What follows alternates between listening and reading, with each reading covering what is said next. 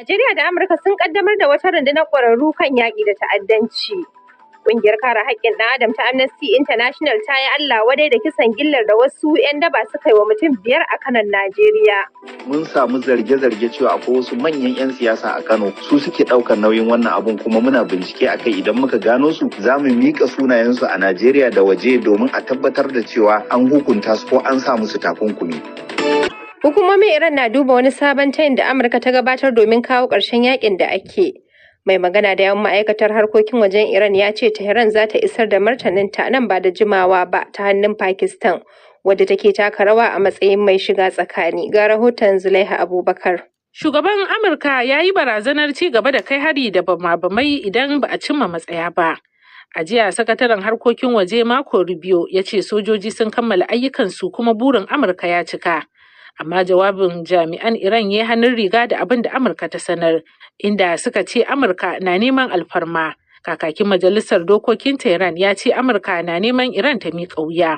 Akwai alamun ɓangarorin biyu masu rikici da juna na yunƙurin cimma wata matsaya daban, maimakon yarjejeniyar kawo ƙarshen rikicin gaba ɗaya. Batutuwan da ɓangarorin suka fi baiwa muhimmanci sun haɗa da batun shirin makamin nukiliyar Iran da kuma batun janyewa Iran takunkumi. Shugaba Trump da shugabancin Jamhuriyar Musulunci ta Iran na da wata ɗabi'a iri ɗaya. Dukkansu sun yi watsi da matsin lambar da suke fuskanta, kuma suna bayyana yadda suke son kaucewa komawa yakin. Bayan makonni da aka shafe ana gwabza faɗa, an ƙara gano yadda Amurka ke neman mafita. Ƙarin farashin gas ya haifar wa al'umma matsananciyar wahala a cikin ƙasashen. Iran ta fi fuskantar ƙalubale yayin da shugabancin Trump ya kau da kai daga matsin tattalin arziki da wahalar da al'ummar Iran ke fuskanta. Masana'antu da dama sun sallama ma'aikata. An takaita amfani da intanet. Dubun-dubatan mutane da suka dogara da intanet wajen sana'o'insu na fafutukar yadda za su dogara da kansu a yanzu. Iyalai da dama sun daina rayuwar jin daɗi inda suka rungumi abin da ya zama tilas. To a gaida Zulaihat Abubakar da rahoton da ta haɗa mana. Najeriya da Amurka sun kaddamar da wata rundunar ƙwararru kan yaƙi da ta'addanci a wani yunƙuri na sabunta ƙoƙarin da ake wajen yaƙi da matsalar tsaron da ta addabi wasu yankuna na Najeriya. Wannan dai na kunshe ne a cikin wata sanarwa da mai magana da yawun hedkwatar tsaron Najeriya Sama'ila Uba ya fitar. Wannan tsarin na zuwa ne a yayin da Amurka ta tura sojoji kusan 200 da kuma jirage mara matuƙi ƙira MQ-9 da ke aiki a jihar Bauchi. Ga Aisha Sharif Baffa da ƙarin bayani. An tura sojoji da jiragen ne tun a watan Fabrairun da ya gabata, bayan zaman tankiyar da aka fuskanta tsakanin kasashen biyu sakamakon zarge-zargen ana yi wa Kiristoci kisan kiyashi a Najeriya da shugaban Amurka Donald Trump ya yi. Jami'an Najeriya da na Amurka sun ce jirage marasa matukan na aikin sanya idanu, inda jami'an na Amurka kuma ke sarrafa su wajen gwada musu wuraren da ake so su je su leƙo abubuwan da ke faruwa. Girke sojoji da jiragen dai ya sanya fargaba a zukatan wasu 'yan Najeriya, inda wasu ke ganin shigar sojojin kasashen waje cikin ayyukan tsaron cikin kasar ba daidai ba ne, domin za a iya fuskantar abubuwan da wasu kasashen Afirka da suka yi fama da yaƙi ko kuma suke cikin yaƙi da masu tayar da ƙayar baya suka fuskanta. Duk da ɗaukin da Amurka ta kawo Najeriya ta fuskar tsaro, har yanzu matsalar na ci gaba da ta'azzara, musamman ma har-haren 'yan Boko Haram da na ISWAP a kan fararen hula da jami'an tsaro. Har-haren da suka faru a baya-bayan nan, ciki har da mummunan harin da aka kai jihar Borno da ma harin kunar bakin waken da aka kai a yankin arewa maso gabas, ya nuna karuwa da kuma yadda masu tsatsauran ra'ayin ke jurewa matsin da suke sha. A gaida Aisha Sharif Baffa. A Najeriya kungiyar kare haƙƙin Adam ta Amnesty International ta yi Allah wadai da kisan gillar da wasu 'yan daba suka yi wa mutum 5 a Kano. Kungiyar ta ce dole ne hukumomi su gaggauta binciken yadda aka aikata mummunan kisan da ya auku lokacin taron siyasa, domin tabbatar da cewa an gurfanar da waɗanda ake zargi da hannu. Daga Kano ga rahoton Zaharar Dillawan.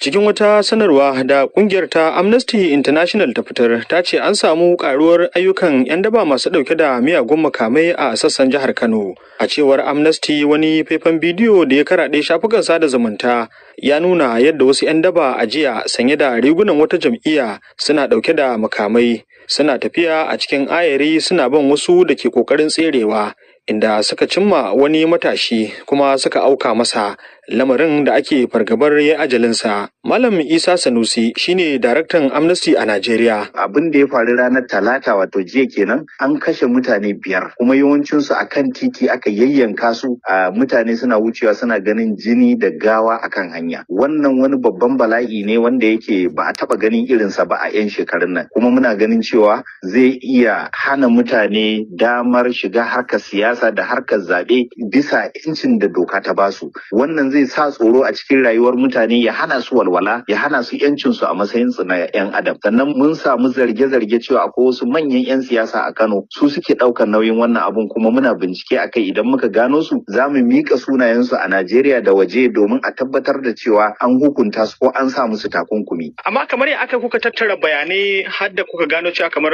gashi kana cewa mutum 5 ne da yadda suka rasa ransu kamar gawa a yashi a hatiti haka. To muna da mutane a ƙasa a nan Kano waɗanda suke aiko mana bayanai akan abin da ya faru. Sannan wasu daga cikin waɗanda suka turo mana waɗannan bayanai a kan idansu aka yi wasu daga cikin waɗannan abubuwa. A nan gaba kaɗan za mu fidda sanarwa kuma da rahoto cikakke akan mutanen da aka kashe da sunayensu da inda aka kashe su da yanayin da aka kashe su.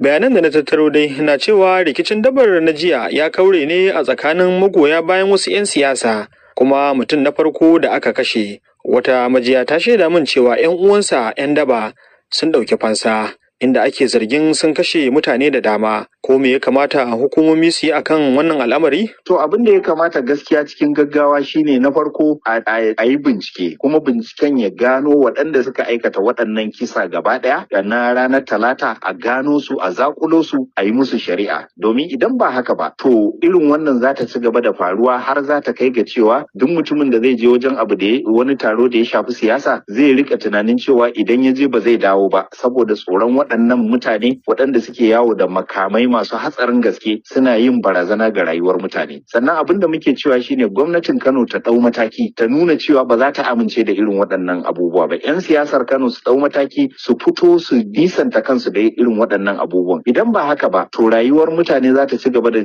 kasancewa a cikin hatsari. Abin zai zo ya girma, ya wuce harkar siyasa, kuma ya hana mutane sakewa, ya zama bala'i da barazana ga rayuwa da tsaron al'umma gaba ɗaya. Na tuntuɓi kakakin 'yan sandan Kano CSP Abdullahi Haruna Kiyawa, inda ya shaida min cewa babu wanda ya kai musu korafi game da kashe-kashen, kuma lokacin da hatsaniyar ta ɓarke jami'an su sun je wurin amma ba su ga gawar ba, kuma babu kowa. Bangaren gwamnati kuma babu tabbas ko zuwa wannan lokaci sun fitar da wata sanarwa game da wannan hatsaniya, kuma duk ƙoƙarin da na yi don ji daga gwamnatin haƙata bata cimma ruwa ba.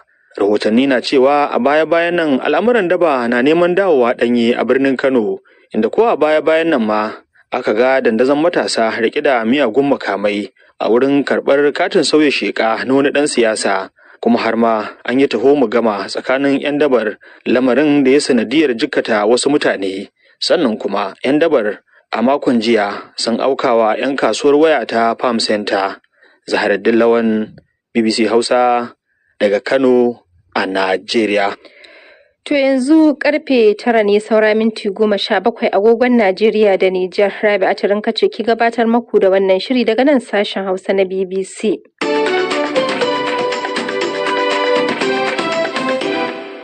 A Najeriya, babban kotun tarayya da ke Lagos ta hana hukumar kula da kafafen watsa labaran kasar NBC daukar duk wani mataki da ka iya zama musgunawa kafafen watsa labarai da suna aiwatar da doka da oda.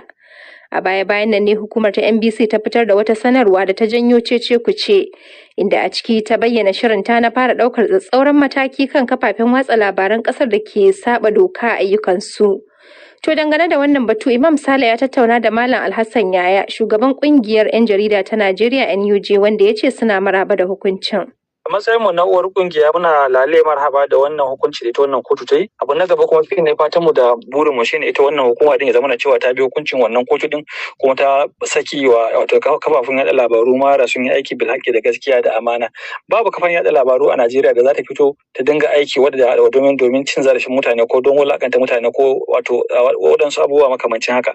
Don haka muke ganin cewa a matsayin mu na ƙwararrun 'yan jarida, duk ɗan jarida da yake aiki a kafan yada labaru da take da lasin ya kamata ce yana da ƙwarewa kuma zai aiki tsakaninsa da Allah ba tare da jin tsoro ba tare da wani musguna ko na makamancin haka ba. Amma ku ba ku yarda wasu kafafen watsa labarai na kuskure a ayyukan da suke yi ba kamar yadda ita wannan hukuma ke zargi? A kwarai ita wannan kuskure ai a rayuwa a matsayin ka na dan adam Allah ya ka dole zaka yi kuskure kuma dole ne in aka maka gyara kuma ka dauki gyaran ka amma ya zamana cewa ka fito ka kawo waɗansu dokoki da zaka yi amfani da su domin ya zamana cewa ka zo ka hana mutane faɗin albarkacin bakin su shine ba mu amince da shi ba. Kuskure dole ne a matsayin mu dan adam na dan adam dole ka yi kuskure kuma in kai kuskure kana da dama ka fito ka gyara kuskuren ka. To akwai abin da muke kira ombudsman wani wata kungiya ce ko kuma jama'a ce wadda aka haɗu ake duba irin kurakurai da kafafen yaɗa labaru suke yi sa'an nan a wannan hukuma din sai ta amince da idan an ga kuskure a kira wannan hukumomin ko kuma wannan kafafen yaɗa labaru din a ce musu kun yi kuskure a wuri kaza sai ka cewa kuma sun amince kuma sun fito sun nemi gafaran al'umma sun ce kuma sun yi kuskure bisa ga wannan don haka muke ganin cewa ita wannan hukuma tana wuce makaɗi da rawa. Amma ita hukuma ce ke ganin kamar kafafen watsa labaran nan na wuce maka